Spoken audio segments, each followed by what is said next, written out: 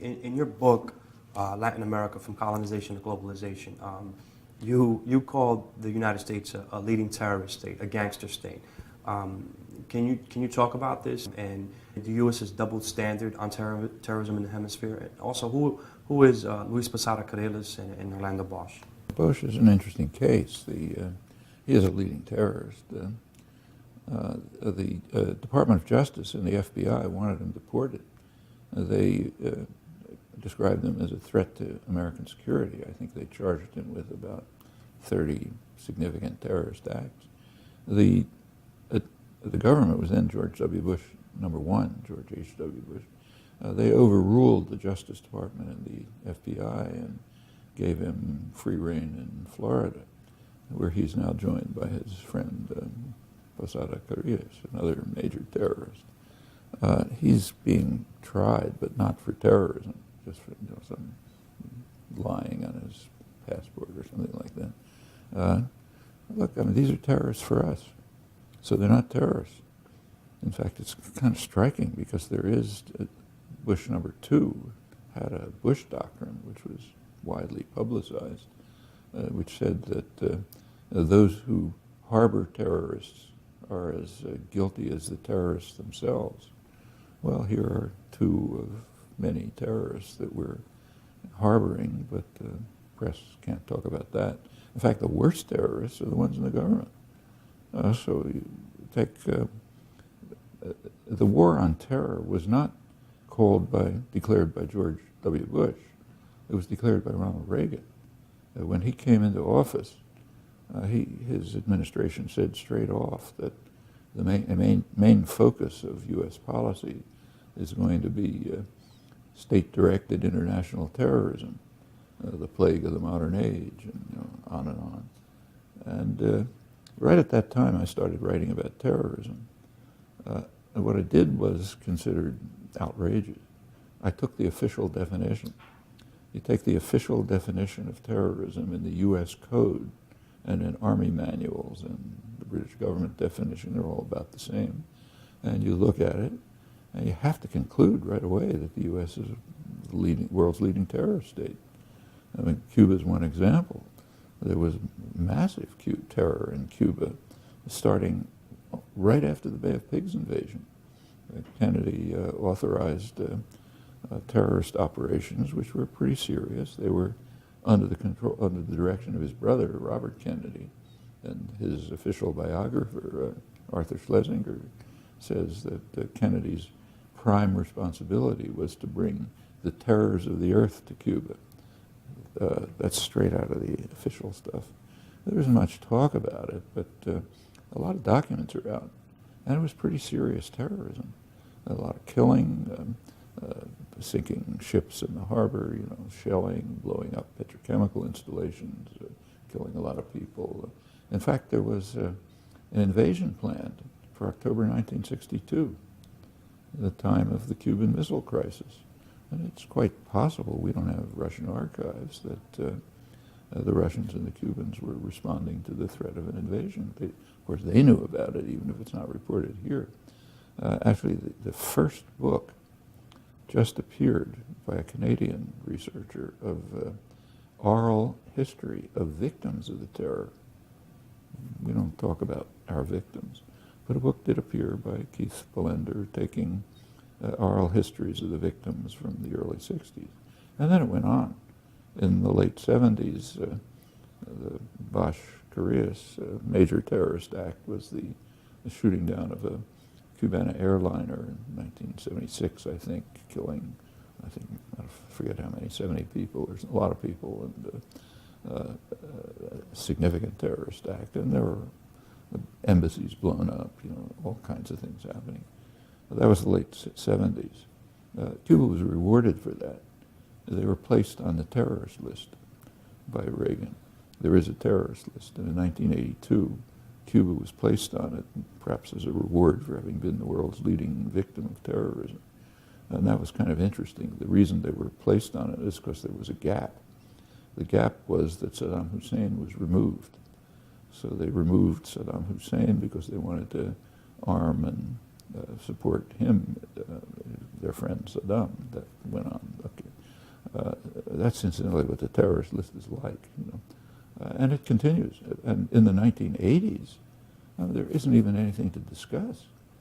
I mean, the United States was condemned by the International Court of Justice for unlawful use of force, means terrorism, in its war against Nicaragua. And that was a very interesting case.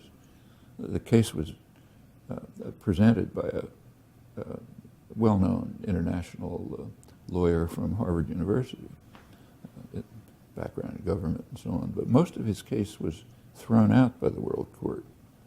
And the reason is, an interesting reason, when the United States agreed to World Court jurisdiction in 1946, it added a reservation, namely that the U.S. cannot be brought to the court on violation of any international treaty.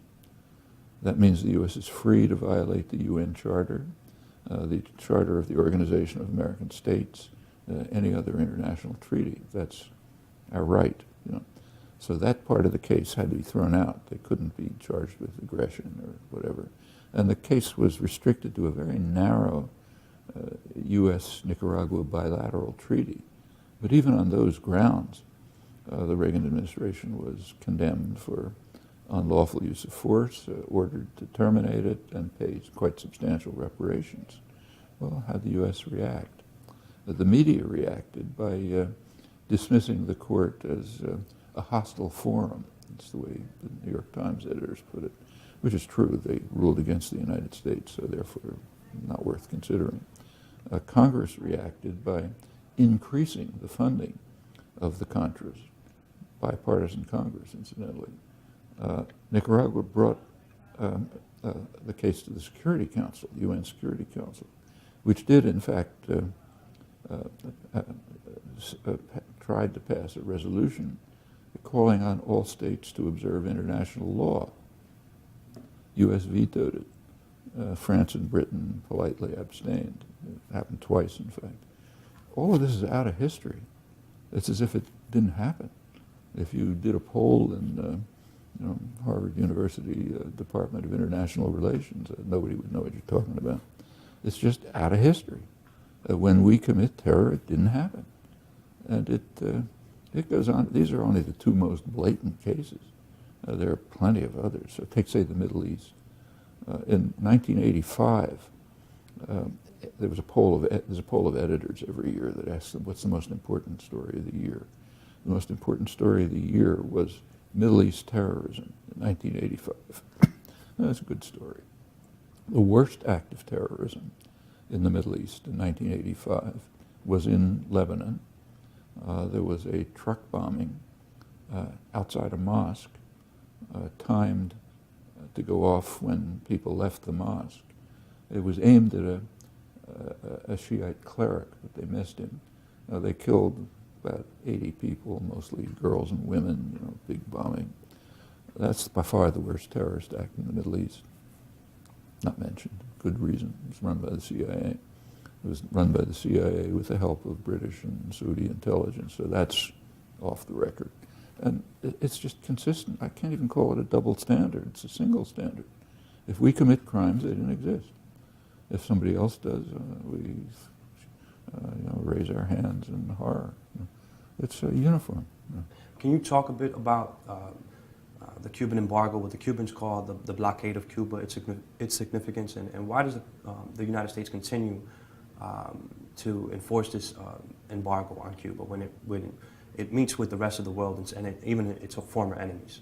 See, it's, for about 40 years now, ever since there have been polls, a considerable majority of Americans want to normalize relations with Cuba. Okay, it's normal for the government to disregard popular opinion, so that's not surprising.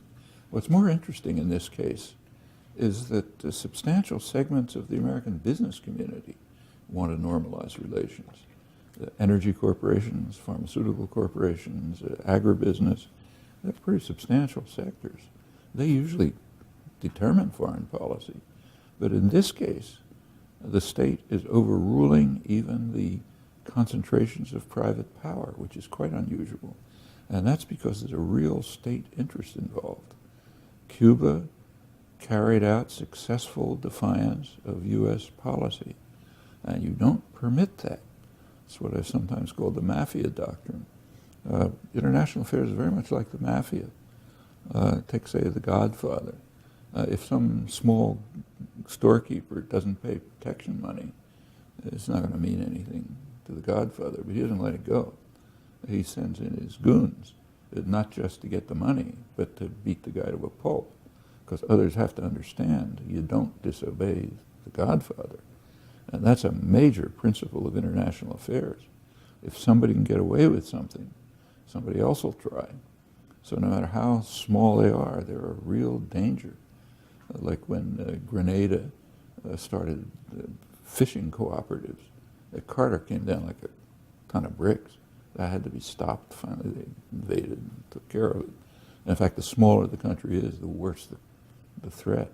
Because if even a tiny place can get away with something, a bigger place will try. In fact, there's a name for it. You take a look at the internal documents in the United States and Britain, it's the same. They're constantly talking about the virus of nationalism.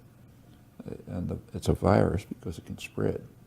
If somebody gets away with independence, somebody else is going to try. So you got to stamp out the virus and prevent contagion. And it's done all the time. Like, take, say, Vietnam.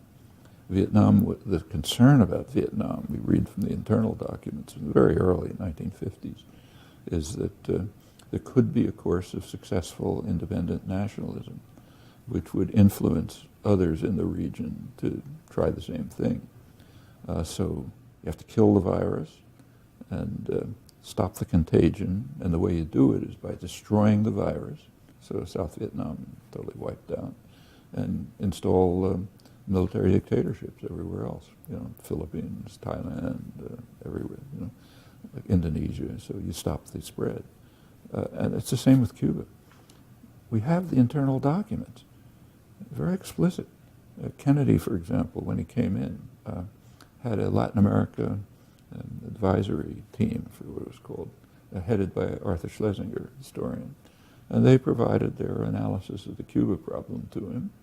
And what they said is the threat is what they called the spread of the Castro idea of taking matters into your own hands.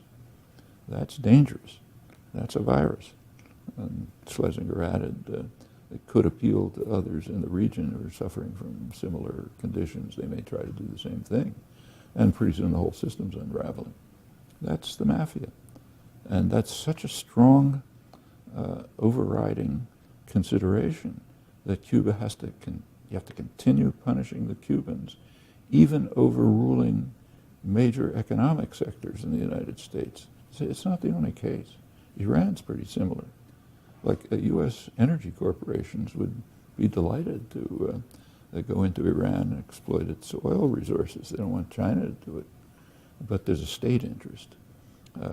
Iran was defiant, and they got to be punished, no matter what anybody's interest is. These are interesting cases in international affairs because, typically policy just reflects economic and strategic interests. But there are some cases where it doesn't, and those cases are particularly striking. Cuba's a case in point.